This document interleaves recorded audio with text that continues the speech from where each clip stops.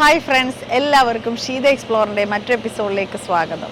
നിങ്ങൾ ഈ channel subscribe ചെയ്യാതെയാണ് കാണുന്നതെങ്കിൽ പ്ലീസ് സബ്സ്ക്രൈബ് ചെയ്യുക.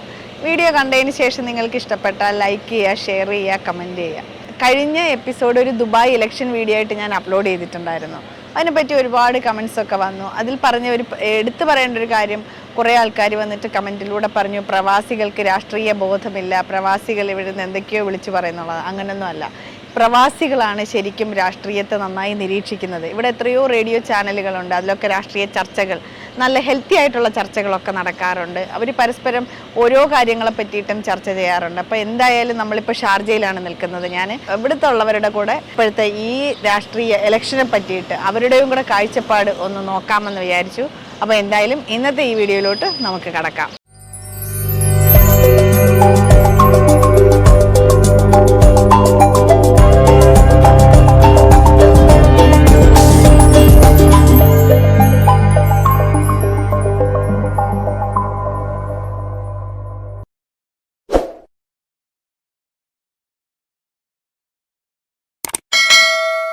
പേരെന്താണ്? എൻ്റെ പേര് ഈസ എന്നാണ്. എവിടെ സ്ഥലം? ഞാൻ ചൊക്ലി എന്ന് പറഞ്ഞു കഴിഞ്ഞാൽ വടകരയുടെ ഭാഗമായിട്ട് വരുന്ന തലശ്ശേരി അസംബ്ലി നിയോജക മണ്ഡലത്തിലുള്ള ഒരു സ്ഥലമാണ്. അപ്പോൾ അവിടെ ഇലക്ഷൻ്റെ റിസൾട്ടിനെ എങ്ങനെയാണ് നോക്കി കാണുന്നത്? ഇലക്ഷന് ഞാൻ സത്യത്തിൽ പ്രവാസിയാണ്. പക്ഷേ ഞാൻ ഈ തെരഞ്ഞെടുപ്പിന് വോട്ട് ചെയ്യാൻ വേണ്ടി മാത്രം 23-ന് പോയിട്ട് 26-ാം തീയതി തിരിച്ചു വന്ന ഒരു പ്രവാസിയാണ്.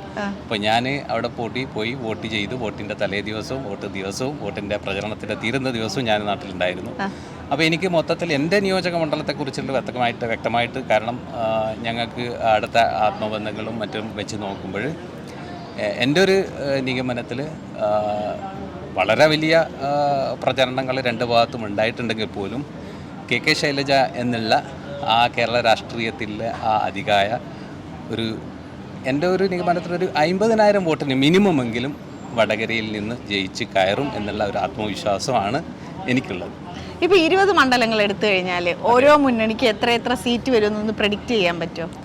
അങ്ങനെ ഒരു വ്യക്തമായിട്ടുള്ള ഒരു ഇതല്ലെങ്കിൽ പോലും ഇന്നത്തെ രാഷ്ട്രീയ കാലാവസ്ഥ വെച്ചിട്ട് എൻ്റെ ഒരു നിഗമനം എന്ന് പറയുന്നത് കൃത്യമായിട്ടും ഒരു 10-ൽ കൂടുതൽ സീറ്റുകൾ, അത് കൃത്യമായിട്ട് പറയും അധികവും മലബാർ മേഖലയിൽ നിന്നുള്ള സീറ്റുകളും തിരുവിതാംകൂർ, പത്തനംതിട്ട പോലത്തെ മണ്ഡലങ്ങളിലൊക്കെ കൂടിയിട്ട് ഒരു 10-നും 15-നും ഇടയിലുള്ള ഒരു വിജയം ഇടതുപക്ഷ ജനാധിപത്യ മുന്നണിക്ക് ഉണ്ടാവും എന്നുള്ള ഒരു വിശ്വാസമാണ്. കാരണം അതിന് പല ഘടകങ്ങളുണ്ട്. ഇപ്പം ഞാൻ മുന്നേ വീഡിയോ ഒരെണ്ണം ഇട്ടിട്ടുണ്ടായിരുന്നു. അപ്പോൾ അതിനകത്ത് ഒരുപാട് കമൻസ് വന്നു. പ്രവാസികൾക്ക് രാഷ്ട്രീയ ബോധമില്ല, ഇവർക്ക് വോട്ടുകളില്ലാത്ത ഇവന്മാരെന്തിനാണ് ഇതിന് വേണ്ടിയിട്ടൊരു അഭിപ്രായം പറയുന്നത്. അപ്പോൾ അതിനെന്തെങ്കിലും ഒരു റിപ്ലൈ പറയാനുണ്ടോ? ഞാൻ ആദ്യ തുടക്കത്തിൽ എന്താ നിങ്ങളോട് പറഞ്ഞു, ഞാനൊരു പ്രവാസിയാണ്. പ്രവാസിയായിട്ട് പോലും എൻ്റെ രാഷ്ട്രീയ ബോധം, എൻ്റെ ജനാധിപത്യ ബോധമാണ് എന്നെ വലിയ ടിക്കറ്റ് ഫെയർ കൊടുത്തിട്ട് പോലും നാട്ടിലേക്ക് എത്തിച്ച് ടീച്ചർക്കൊരു വോട്ട് ചെയ്യാൻ എന്നെ അതിന് പ്രാപ്തനാക്കിയിട്ടുണ്ടെങ്കിൽ മറ്റുള്ള പ്രവാസികളാക്കരെ ചില സമയത്ത് എന്നെ പോലെ എല്ലാവർക്കും അവർക്ക് പോകാൻ പറ്റിയിട്ടില്ല എന്ന് പറയാം, സാമ്പത്തികമായ പരാധീനം. പക്ഷേ അവർ കൃത്യമായിട്ടുള്ള ഓരോ നിമിഷത്തെ കേരള രാഷ്ട്രീയത്തിൻ്റെ ചലനങ്ങളും സസൂക്ഷ്മമായിട്ട് വിലയിരുത്തിയിട്ടാണ് അവർ ഓരോ നിലപാടുകളും സ്വീകരിക്കുന്നത്. അവർ വളരെ വ്യക്തമായിട്ടുള്ള രാഷ്ട്രീയ കാഴ്ചപ്പാട്, ജനാധിപത്യ വിശ്വാസം എല്ലാം ഈ പ്രവാസികൾക്കിടയിൽ വളരെ നന്നായിട്ടുണ്ട്.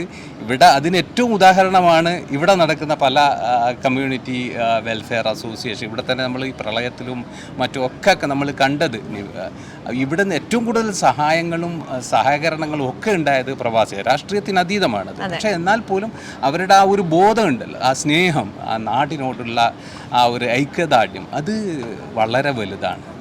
ഓക്കെ, അതാണ് പ്രവാസികളുടെ ഒരു തരത്തിലും പ്രവാസികളെ നിങ്ങൾക്ക് ഈ കാര്യത്തിൽ ചോദ്യം ചെയ്യാൻ കഴിയില്ല. അവർ അത്രയധികം നാടുമായിട്ട് ആത്മബന്ധം പുലർത്തുന്ന ഒരു സമൂഹമാണ്. എസ്പെഷ്യലി ഗൾഫിലുള്ള പ്രവാസികളെന്ന് ഞാൻ പറയും. പേരെന്താണ്? എൻ്റെ പേര് രതീഷ് എന്നാണ്. എവിടെയാണ് സ്ഥലം? എറണാകുളമാണ്. പക്ഷേ എൻ്റെ ബാക്കിയുള്ള ബോണംറോട്ടമൊക്കെ കോട്ടയം ഡിസ്ട്രിക്റ്റിലാണ്. നിങ്ങളുടെ മണ്ഡലത്തിൽ ആര് ജയിക്കുമെന്നാണ് പ്രതീക്ഷിക്കുന്നത്? ഞാൻ ആക്ച്വലി പത്തനംതിട്ട മണ്ഡലത്തിൻ്റെ ഭാഗമായിട്ട് വരുന്ന ഒരാളാണ്. അപ്പം നിലവിലത്തെ ഒരു സാഹചര്യം വെച്ചിട്ട് അവിടെ ഇപ്പോഴത്തെ ഒരു ട്രെൻഡ്, അതായത് മുൻകാലങ്ങളിൽ അവിടെ ഒരു കണ്ടിന്യൂസ് ആയിട്ട് കോൺഗ്രസിൻ്റെ മണ്ഡലമായിരുന്നു. പ്രധാനമായിട്ടും പത്തനംതിട്ട ഡിസ്ട്രിക്റ്റിൽ പൂഞ്ഞാറ് PC ജോർജിൻ്റെ അണ്ടറിലും ബാക്കിയുള്ള മേഖലയെല്ലാം കോൺഗ്രസിൻ്റെ അണ്ടറിലും വന്നിരുന്നൊരു സാഹചര്യം ഉണ്ടായിരുന്നു. ഇപ്പോൾ അതെല്ലാം മാറി പൂർണ്ണമായിട്ടും പത്തനംതിട്ട ജില്ലയുടെ എല്ലാ നിയോജക മണ്ഡലങ്ങളും ഇപ്പം നമുക്ക് അനുകൂലമായിട്ട്, അതായത് ഇടതുപക്ഷത്തിന് അനുകൂലമായിട്ടുള്ള ഒരു സാഹചര്യം നിലനിൽക്കുന്നുണ്ട് അവിടെ.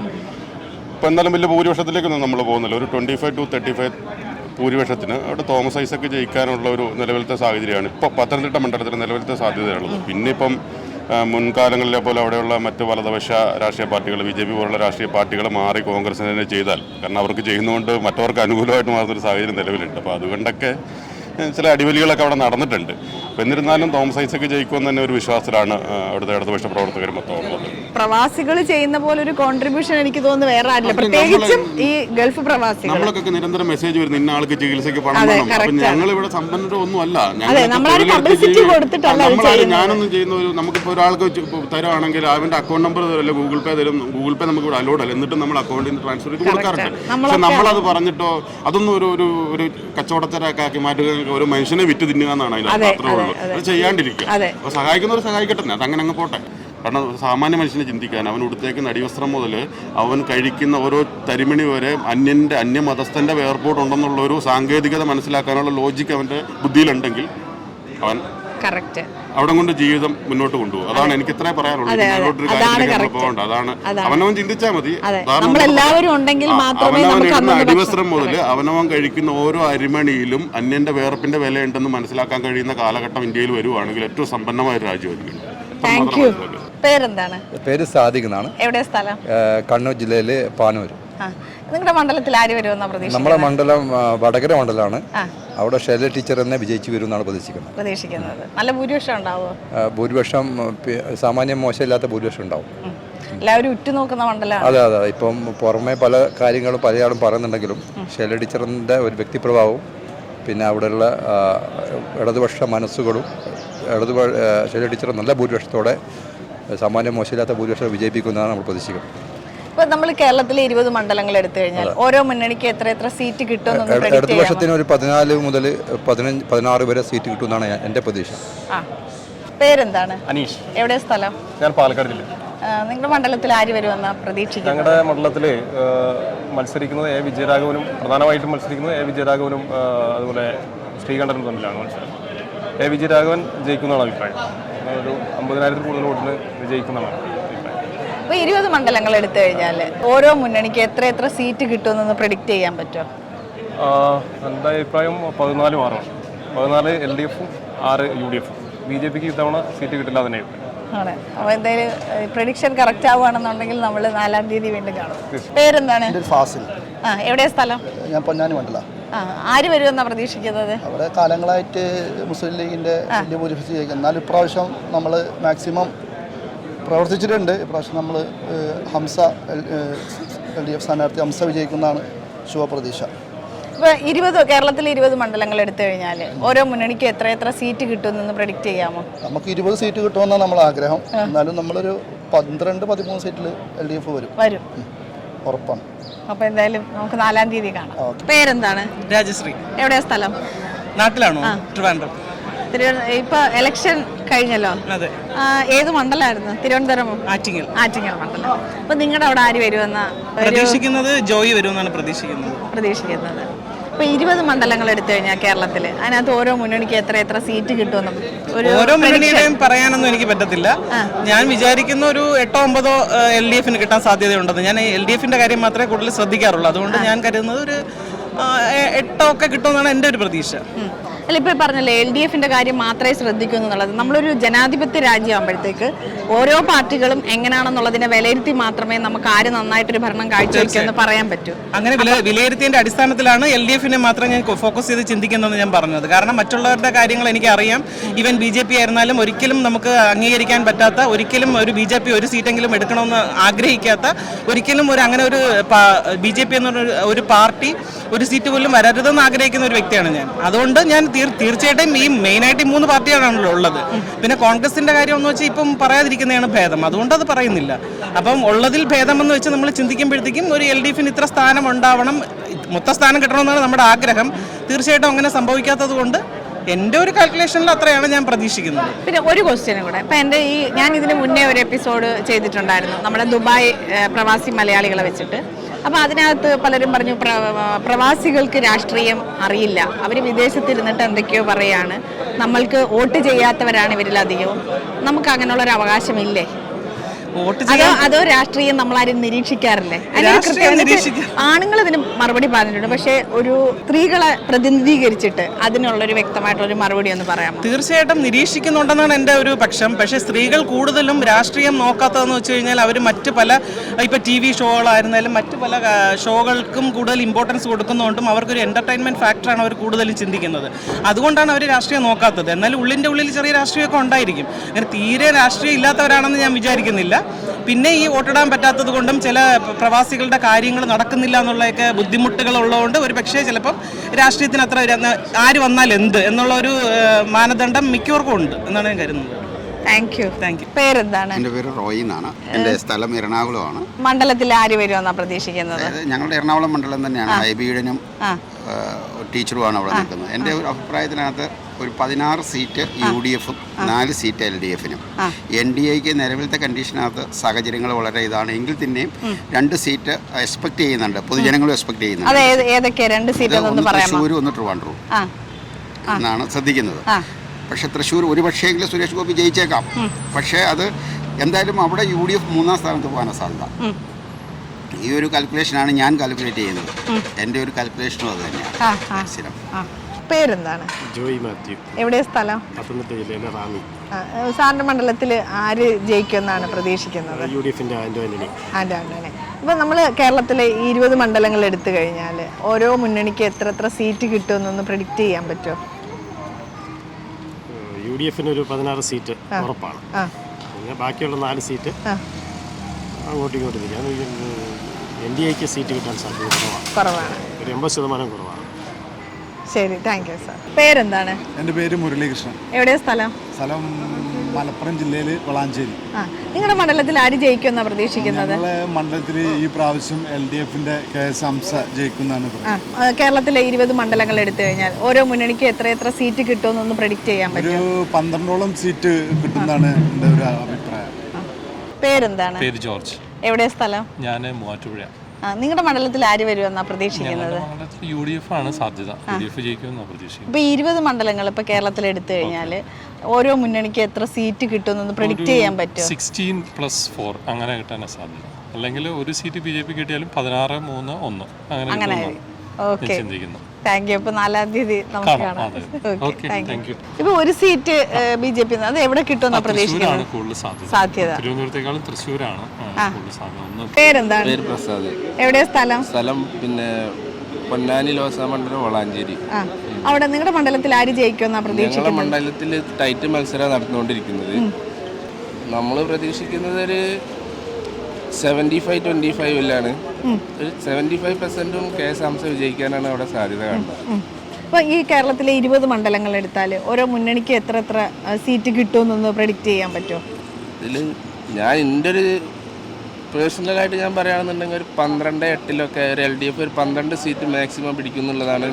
കഴിഞ്ഞ പ്രാവശ്യത്തെ മാതിരി ഒന്നും ആയിരിക്കില്ല. ഒരു 12 സീറ്റ്. ഞാൻ ഇപ്പോൾ നാട്ടിൽ നിന്ന് വന്നാണ്, ഇലക്ഷൻ്റെ ഇതൊക്കെ കഴിഞ്ഞിട്ട് വന്നതാണ്. ഒരു 12 മാക്സിമം ഒരു 12 സീറ്റ് വരെ പിന്നെ LDF പിടിക്കുന്നുള്ളതാണ് നമ്മുടെ ഒരു ട്രെൻഡ്. പ്രതീക്ഷ എല്ലാവരും ട്രെൻഡ് നമ്മൾ മൊത്തം എല്ലാതും നോക്കി കാണുന്നതിൻ്റെ ഒരു ട്രെൻഡാണ് നമ്മൾ കാണുന്നത്. ഒരു 12 സീറ്റ് LDF, ഒരു 8 സീറ്റ് UDF എന്നുള്ളൊരു ഇതിലാണ് നമ്മൾ കാണുന്നത്. പേരെന്താണ്? ജിബിൽ. എവിടെ സ്ഥലം? സ്ഥലം പത്തനംതിട്ട. ഇപ്പം നിങ്ങളുടെ മണ്ഡലത്തിൽ ആര് ജയിക്കുമെന്നാണ് പ്രതീക്ഷിക്കുന്നത്? UDF ആണ്. UDF. ഇപ്പോൾ കേരളത്തിൽ 20 മണ്ഡലങ്ങൾ എടുത്തു കഴിഞ്ഞാൽ ഓരോ മുന്നണിക്ക് എത്ര സീറ്റ് കിട്ടുമെന്നൊന്ന് പ്രെഡിക്റ്റ് ചെയ്യാൻ പറ്റുമോ? UDF-ന് 17, LDF 2, BJP may be Thrissur കിട്ടുമെന്നാണ് പ്രതീക്ഷിക്കുന്നത്. ഒരെണ്ണം. Thank you. പേരെന്താണ്? എൻ്റെ പേര് ജെയിംസ് എന്നാണ്. എവിടെ സ്ഥലം? ഷാർജ. നാട്ടില് എറണാകുളമാണ്. നിങ്ങളുടെ മണ്ഡലത്തിൽ ആര് ജയിക്കുമെന്നാണ് പ്രതീക്ഷിക്കുന്നത്? ഇപ്പം നമ്മൾ പറയല്ലോ, നാട്ടിലുള്ളവരൊക്കെ സംസാരിക്കും. നമുക്ക് തീർച്ചയായിട്ടും ശരിക്കും പറഞ്ഞാൽ നമ്മുടെ മണ്ഡലത്തിൽ വളരെ ശക്തമായിട്ടൊരു പോരാട്ടമാണ് നടന്നുകൊണ്ടിരിക്കുന്നത്. കോൺഗ്രസിന്റെ ഹൈബി ഏഡനും സഖാവിന്റെ മകനും പിന്നെ ഇപ്പോഴത്തെ ഒരു ഷൈൻ എന്ന് പറഞ്ഞ ടീച്ചറുമാണ്. അപ്പോൾ രണ്ടുപേരും ശരിക്കും രണ്ടുപേർക്കും തുല്യൊരു ഇതാണുള്ളത്. പക്ഷെ എൻ്റെ ഒരു അഭിപ്രായത്തിൽ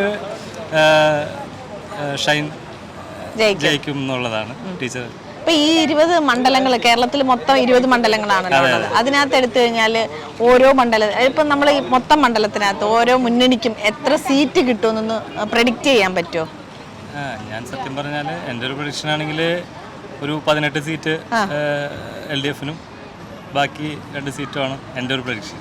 ഓക്കെ, താങ്ക് യു. അപ്പൊ നമുക്ക് ഇലക്ഷൻ റിസൾട്ട് വന്നതിന് ശേഷം നോക്കാം. ഓക്കെ. പേരെന്താണ്? ധനഞ്ജയൻ. എവിടെ സ്ഥലം? ഞാൻ ആലപ്പുഴ. ആലപ്പുഴ. നിങ്ങളുടെ മണ്ഡലത്തിൽ ആര് ജയിക്കുമെന്നാ പ്രതീക്ഷിക്കുന്നത്? ഞങ്ങളുടെ കമ്മ്യൂണിസ്റ്റ് ആരിഫാണ് നേരത്തെ ജയിച്ചേക്കുന്നത്. പക്ഷേ ഈ പ്രാവശ്യം എനിക്കൊന്ന് KC ജയിക്കാൻ ചാൻസ് ഉണ്ടെന്ന് തോന്നുന്നു. പേരെന്താണ്? എൻ്റെ പേര് മുഹമ്മദ് നാസിർ. എവിടെയാ സ്ഥലം? മലപ്പുറം കുറ്റിപ്പുറം. നിങ്ങളുടെ മണ്ഡലത്തിൽ ആര് ജയിക്കുമെന്നാ പ്രതീക്ഷിക്കുന്നത്? എന്തായാലും UDF ജയിക്കത്തുള്ളൂ. ആണ്. ഇപ്പൊ നമ്മൾ കേരളത്തിൽ 20 മണ്ഡലങ്ങൾ എടുത്താൽ ഓരോ മുന്നണിക്ക് എത്ര സീറ്റ് കിട്ടും എന്നൊന്ന് പ്രെഡിക്റ്റ് ചെയ്യാൻ പറ്റുമോ? എന്തായാലും UDF തന്നെ ആയിരിക്കും. ഒരു 14 to 17 സീറ്റ്സ് UDF കിട്ടാൻ ചാൻസ് ഉണ്ട്. LDF ഒരു 3 to 5. BJP അക്കൗണ്ട് തുറക്കുമെന്ന് ഉറപ്പില്ല, പക്ഷെ തൃശ്ശൂർ ചാൻസ് ഉണ്ട്. Thank you. പേരെന്താണ്? ആദർശ്. എവിടെ സ്ഥലം? കോഴിക്കോട്. കോഴിക്കോട്. നിങ്ങളുടെ മണ്ഡലത്തിൽ ആര് വരുമെന്നാ പ്രതീക്ഷിക്കുന്നത്?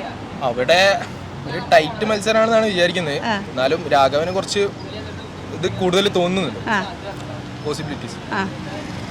അപ്പൊ ഇപ്പൊ കേരളത്തിൽ 20 മണ്ഡലങ്ങൾ എടുത്തു കഴിഞ്ഞാൽ നമുക്ക് ഓരോ മുന്നണിക്കും എത്ര സീറ്റ് കിട്ടും എന്നൊന്ന് പ്രെഡിക്റ്റ് ചെയ്യാൻ പറ്റുമോ?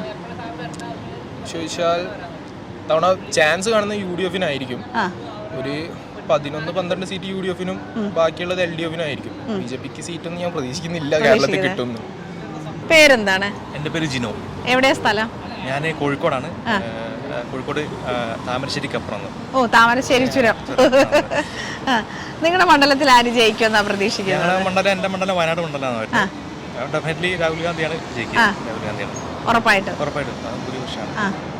നമ്മളിപ്പോ കേരളത്തിൽ 20 മണ്ഡലങ്ങൾ എടുത്തു കഴിഞ്ഞാൽ ഓരോ മുന്നണിക്കും എത്ര സീറ്റ് കിട്ടും എന്നൊന്ന് പ്രെഡിക്റ്റ് ചെയ്യാൻ പറ്റുമോ?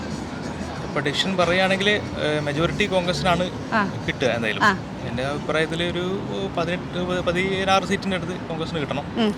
പിന്നെ ടൈറ്റ് ഇത്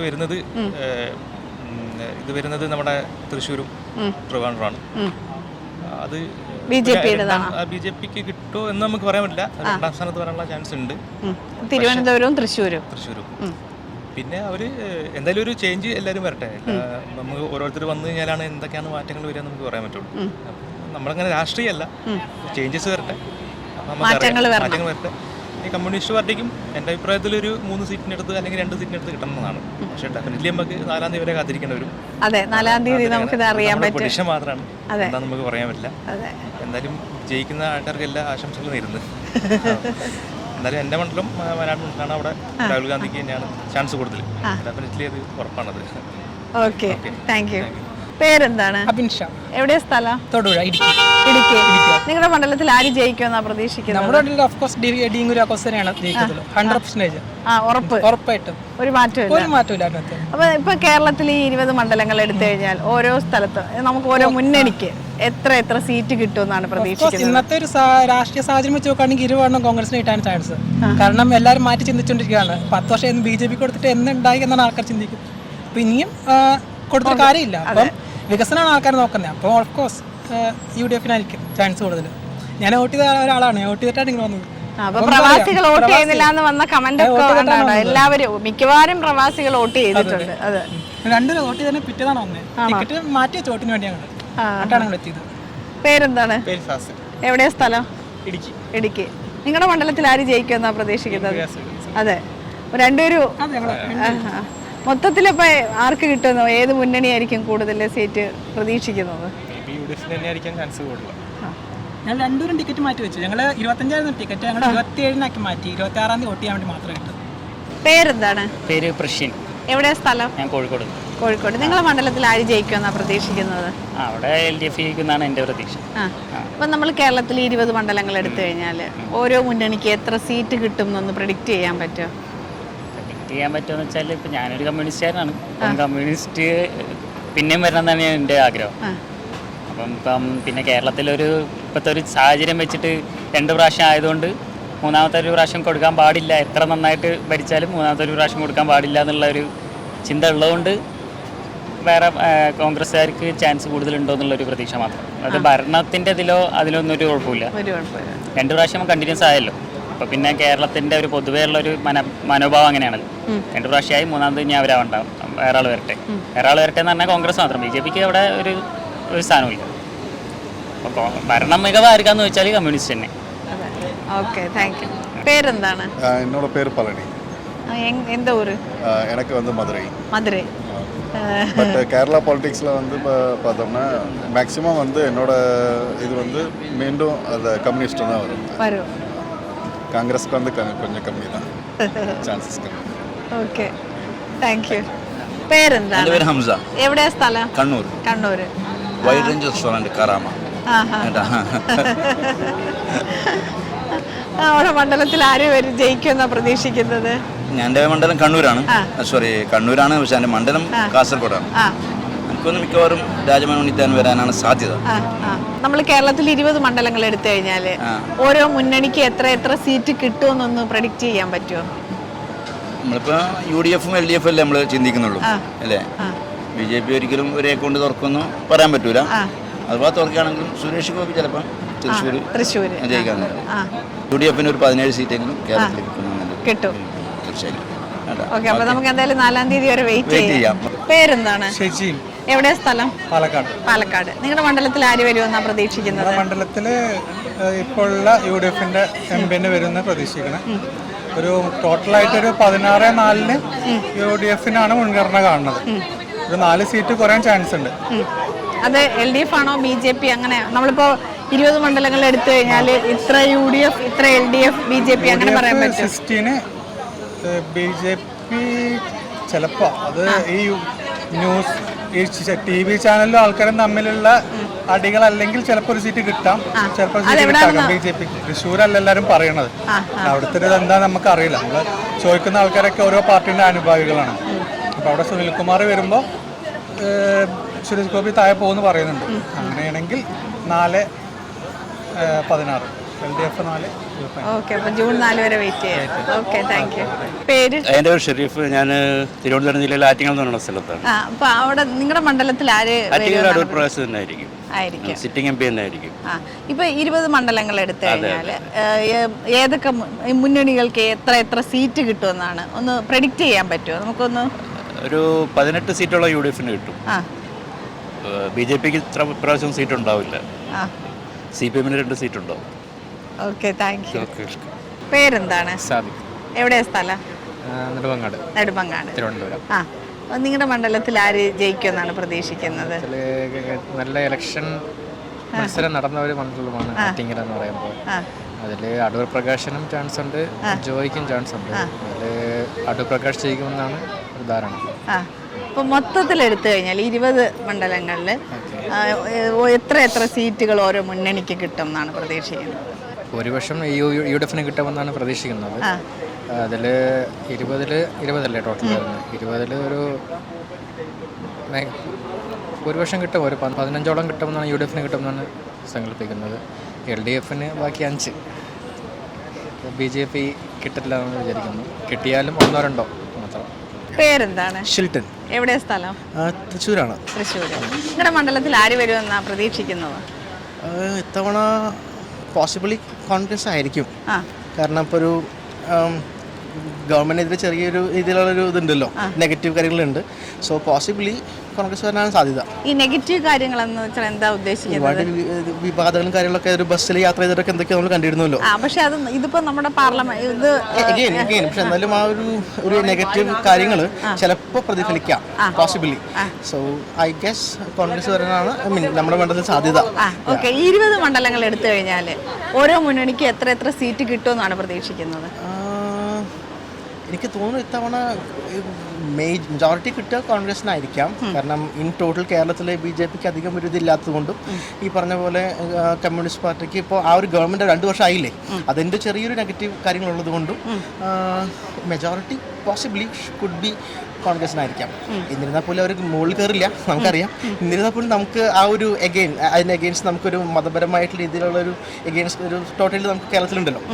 സോ പോസിബിളി ഒരു 15-16 seats may be for Congress. അങ്ങനെ വരാൻ ചാൻസ്. അതെ അതെ അതെ അതെ അതെ. പേരെന്താണ്? എൻ്റെ പേര് ശരണ്യ. എവിടെയാ സ്ഥലം? ഇവിടെ ഞാൻ അബുഹയിലാണ്, നാട്ടില് കുണ്ട്ര. കൊല്ലം. നിങ്ങളുടെ മണ്ഡലത്തിൽ ആര് വരുമെന്നാ പ്രതീക്ഷിക്കുന്നത്? എൻ്റെ ആഗ്രഹം, കാരണം ഞാൻ കോളേജ് മുതലേ ഒരു SFI പ്രവർത്തകയായിരുന്നു, അതുകൊണ്ട് LDF പാർട്ടിയിലോടാണ് താല്പര്യം. പക്ഷേ വിയോജിപ്പ് ഇപ്പൊ കുറച്ച് നാളായിട്ടുണ്ട്. എന്താ അങ്ങനെ പറയാൻ കാര്യം? ഇപ്പം കണ്ടുവരുന്ന വാർത്തകൾ, ഇപ്പൊ ഭരിക്കുന്നത് അവരാണല്ലോ, അപ്പൊ ഭരണം അത്രയ്ക്ക് പോരാന്ന് തോന്നുന്ന പല സിറ്റുവേഷൻസും ഉണ്ടായിട്ടുണ്ട്. എന്ത് സിറ്റുവേഷൻ? അതൊന്ന് എക്സ്പ്ലെയിൻ ചെയ്യാൻ പറ്റുമോ?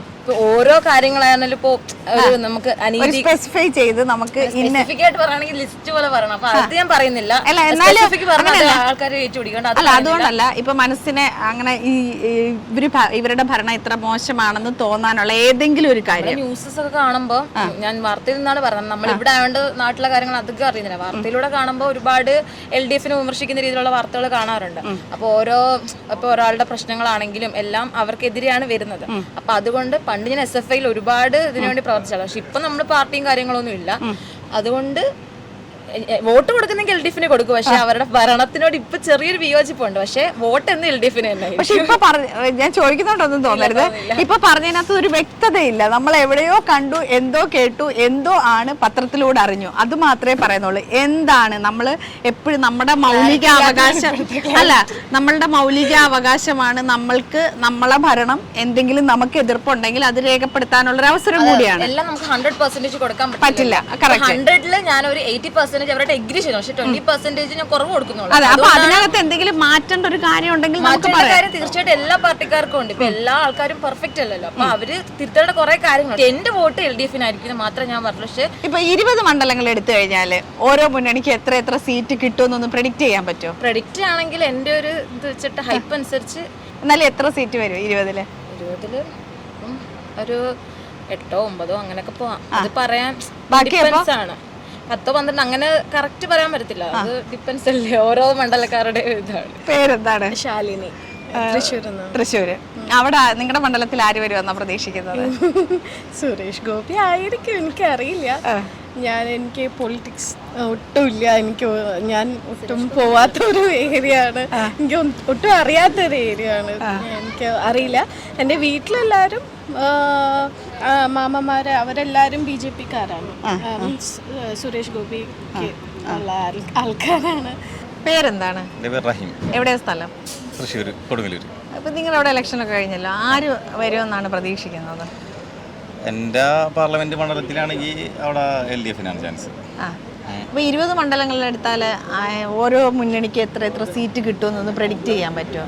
എൻ്റെ ഒരു കണക്കൂട്ടിൽ വെച്ച് നോക്കുകയാണെങ്കിൽ LDFന് ഒരു 6 to 8, UDFന് ഒരു 12 സീറ്റ് വരെ കിട്ടും. അപ്പോൾ ഈ പറഞ്ഞത് കൃത്യമാണെന്നുണ്ടെങ്കിൽ നമ്മൾ ജൂൺ 4-ാം തീയതി റിസൾട്ട് വരുമല്ലോ, അപ്പോൾ നമ്മളൊരു ഡിന്നർ കൊടുക്കുന്നുണ്ട്, ഒരു 4 പേർക്കുള്ള. അപ്പോൾ എന്തായാലും ഇപ്പോൾ നമ്മൾ കോണ്ടാക്ട് ചെയ്യും. അപ്പോൾ ഇങ്ങനെ ഇത് പറയുമ്പോഴത്തേക്ക് എനിക്ക് പറയാം ഇപ്പോൾ ഒരു മടി എന്ന് വെച്ച് കഴിഞ്ഞാൽ ഇതിനകത്ത് പലരും കമൻ്റ് ഇട്ടു ഇവിടെ എന്തോ ദാരിദ്ര്യമാണോ എന്ന്. അതുകൊണ്ടല്ല, നമുക്ക് ഒരാൾക്ക് പൈസ കൊടുത്തൊരിക്കലും സന്തോഷിപ്പിക്കുക, അവർ മതിയെന്ന് ഒരിക്കലും പറയില്ല. ഫുഡ് കഴിക്കുന്ന വെച്ചാൽ നമ്മൾ പ്രവാസികളാണ്, അപ്പോൾ ആ ഒരു മൊമെൻറ്റ് നമ്മൾ ഒന്നിച്ച് കൂടുന്നു എന്നുള്ളതാണ് കേട്ടോ. അതെ, നമുക്കത് ദാരിദ്ര്യം കൊണ്ടല്ലല്ലോ, ഒരാൾ ഇൻവൈറ്റ് ചെയ്യുന്നത് ഒരിക്കലും ദാരിദ്ര്യം കൊണ്ടല്ല, നമ്മളൊരു ഗസ്റ്റ് ആയിട്ടല്ലേ വിളിക്കുന്നത്. അപ്പോൾ അതിനോട് വിയോജിപ്പൊന്നും ഇല്ലല്ലോ. Thank you. പേരെന്താണ്? എവിടെയാ സ്ഥലം? തിരുവനന്തപുരത്ത് ആര് വരുമെന്നാ പ്രതീക്ഷിക്കുന്നത്? അല്ല, ഞാനും തിരുവനന്തപുരമാണ്. സംഭവം എന്റെ ഒരു ഇത് വെച്ചിട്ട് എനിക്ക് രാഷ്ട്രീയമായിട്ട് അങ്ങനെ അഭിപ്രായമുണ്ട്. നമ്മുടെ ഭരണം മാറി മാറി വരണം, എങ്കിലേ നമുക്ക് ഉപയോഗമുള്ളൂ, നമ്മുടെ ജനങ്ങൾക്ക് ഉപയോഗമുള്ളൂ. ഭരണം മാറി മാറി വരണം. അങ്ങനെ വെച്ച് നോക്കുമ്പോൾ ശരിക്കും ഇപ്പം UDF വരണമെന്നാണ് എനിക്ക് തോന്നുന്ന ഒരു 70% ഉള്ള ജനങ്ങൾക്കൊരു ആഗ്രഹം. UDF വന്നു കഴിഞ്ഞാൽ ഈ പ്രശ്നങ്ങളൊക്കെ അല്ല, അങ്ങനെയല്ല, മാറി വരണം. ഞാൻ പറഞ്ഞു ഭരണം മാറി മാറി വരണം. ഇപ്പം BJP ആയാലും UDF ആയാലും അല്ലെങ്കിൽ LDF ആയാലും അങ്ങോട്ടും മാറി വരുമ്പോഴാണ് നമുക്ക് ജനങ്ങൾക്ക് ഉപയോഗമുള്ളൂ. ഇപ്പം നമ്മളിവിടെ നിന്ന് ജോലി ചെയ്താലും നമുക്ക് നാട്ടിൽ നമ്മുടെ വീട്ടിൽ ഉപയോഗമുള്ളൂ. പക്ഷെ അങ്ങനെയല്ല, എല്ലാ പാർട്ടികളും ചെയ്യുന്നുണ്ട്. പക്ഷേ ഈ സപ്പോർട്ട് ചെയ്യുന്ന ഇപ്പം UDF വരണമെന്ന് സപ്പോർട്ട് ചെയ്യുന്ന ഒരു 55-60% ഗൾഫ് കൺട്രിയിലും അല്ലെങ്കിൽ മറ്റ് കൺട്രിയിലൊക്കെയാണ് സപ്പോർട്ട് ചെയ്യുന്നത്. പിന്നെ എങ്ങനെ വരുമെന്നും കറക്റ്റ് അറിയില്ല. 20 മണ്ഡലങ്ങളിൽ ഓരോ മുന്നണിക്ക് എത്ര സീറ്റ് കിട്ടുമെന്ന് പറയാൻ പറ്റുമോ? അത് നമുക്കൊരു പ്രഡിക്ഷനാണ്. അത് തന്നെ ഗസ് ചെയ്താൽ മതി. എന്നുവെച്ചാൽ നമുക്കത് ആർക്കും കൃത്യമായിട്ട് പറയാൻ പറ്റില്ല. ഇപ്പം ചിലയിടത്തൊക്കെ ഭയങ്കര ടൈറ്റ് കോമ്പറ്റീഷനാണ്. കൂടുതലും. പേരെന്താണ്? എവിടെ സ്ഥലം? നാട്ടിലാണ്. നാട്ടിൽ കോഴിക്കോട്. കോഴിക്കോട്. നിങ്ങളുടെ മണ്ഡലത്തിൽ ആര് വരുമെന്നാണ് പ്രതീക്ഷിക്കുന്നത്? ഷാഫി. വടകര മണ്ഡലമാണ്. ഉറപ്പിച്ചു. മൊത്തത്തിൽ എടുത്തു കഴിഞ്ഞാൽ ഇപ്പം കേരളത്തിലെ 20 മണ്ഡലങ്ങൾ എടുത്തു കഴിഞ്ഞാൽ UDF എത്ര, LDF എത്ര, BJP എത്ര സീറ്റാണ്? ഒരു മുന്നണി ഒരു പ്രഡിക്ഷനാണത്. പറയാൻ പറ്റുമോ? 20 UDF. ഇത് കറക്റ്റ് ആണെന്നുണ്ടെങ്കിൽ നമ്മൾ എന്തായാലും ജൂൺ 4-ന് പിന്നെ വീണ്ടും ഒന്ന് കാണും, ഒന്നിച്ചിരുന്ന് ഭക്ഷണം കഴിക്കും കേട്ടോ, ഫാമിലി ആയിട്ട് വരാം. പേരെന്താണ്? ഷഹീർ. എവിടെയാ സ്ഥലം? തിരൂർ. തിരൂര്. പൊന്നാനി മണ്ഡലത്തിൽ. തിരൂരാണ്. SMBTയിലാണ് ഞാൻ പഠിച്ചത്. നിങ്ങളുടെ മണ്ഡലത്തിൽ ആര് വരുമെന്നാണ് പ്രതീക്ഷിക്കുന്നത്? കടുത്ത മത്സരമായിരിക്കും. UDF-നാണ് സാധ്യത കൂടുതൽ. മൊത്തത്തിൽ കേരളത്തിൽ നോക്കുകയാണെങ്കിൽ ഒരു 5-15 എന്നുള്ള രൂപത്തിൽ UDF-നായിരിക്കും എന്തോരും. കാരണം പാർലമെന്റിലേക്കല്ലേ, അപ്പം 15 സീറ്റും 15 UDF-നും 5 LDF. അപ്പൊ ഇതെന്തായാലും നമ്മൾ നോട്ട് ചെയ്തിട്ടുണ്ട് കേട്ടോ. പേരെന്താണ്? ഷമീർ. എവിടെയാ സ്ഥലം? കോഴിക്കോട് പയ്യോളി. ഇപ്പൊ ഇലക്ഷൻ ആയിരുന്നല്ലോ, വോട്ട് ചെയ്യാൻ പോയോ? വോട്ട് ചെയ്തിട്ടുണ്ട്. ചെയ്തു. ആര് ജയിക്കുന്നു? നിങ്ങളുടെ മണ്ഡലത്തിൽ ആര് വരുമെന്ന്? ഷാഫി ജയിക്കും. ഉറപ്പാണ്. ഇപ്പൊ കേരളത്തില് ഈ 20 മണ്ഡലങ്ങൾ എടുത്തു കഴിഞ്ഞാല് ഓരോ മുന്നണിക്ക് എത്ര സീറ്റ് കിട്ടുമെന്നൊന്ന് പ്രഡിക്റ്റ് ചെയ്യാൻ പറ്റുമോ? ഏകദേശം ഒരു 18 സീറ്റോളം UDF-നുണ്ടാവും. 20-ൽ 18ഓളം ഉണ്ടാവും. ബാക്കി അത് 2 സീറ്റ് BJP-ക്ക് തീരെ ചാൻസ് ഇല്ല. LDF-ന് ശൈലജ ടീച്ചറാണ്. ഇല്ല, ടീച്ചർ എന്തായാലും ജയിക്കില്ല. വളരെ ഷാഫി എന്തായാലും ജയിക്കും. പേരെന്താണ്? മുഫീദ. എവിടെയാ സ്ഥലം? കാലിക്കറ്റ്. നിങ്ങളുടെ മണ്ഡലത്തിൽ ആര് ജയിക്കുമെന്നാണ് പ്രതീക്ഷിക്കുന്നത്? ഷാഫി പറഞ്ഞു.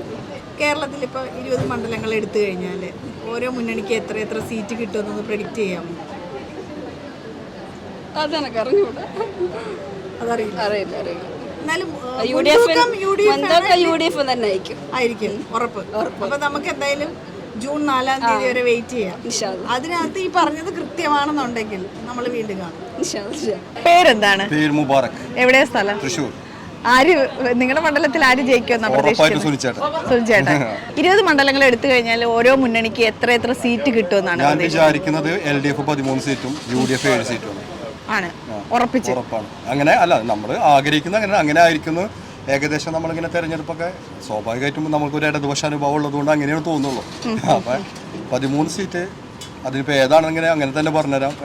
LDF-നും 7 സീറ്റ് UDF-നും എന്നാണ് വിചാരിക്കുന്നത്. ഇപ്പൊ തൃശ്ശൂര് ഭയങ്കര ടൈറ്റ് മത്സരമല്ലേ? സുരേഷ് ഗോപി, തൃശ്ശൂര് ഒരു ടൈറ്റ് മത്സരമല്ല. തൃശ്ശൂര് നമ്മുടെ സുനിച്ചേട്ടൻ ഉറപ്പാണ്. അതിനൊരു സംശയം വേണ്ട. നമ്മൾ തൃശ്ശൂർക്കാരൻ. ആൾക്കാർ അത് വേറെ ആർക്കാണ് തൃശ്ശൂർ കൊടുക്കേണ്ടത്? കൊടുക്കാനൊന്നുമില്ല, ആൾ അവിടെ തന്നെയാണല്ലോ, ആളെ കയ്യിൽ തന്നെയാണ്.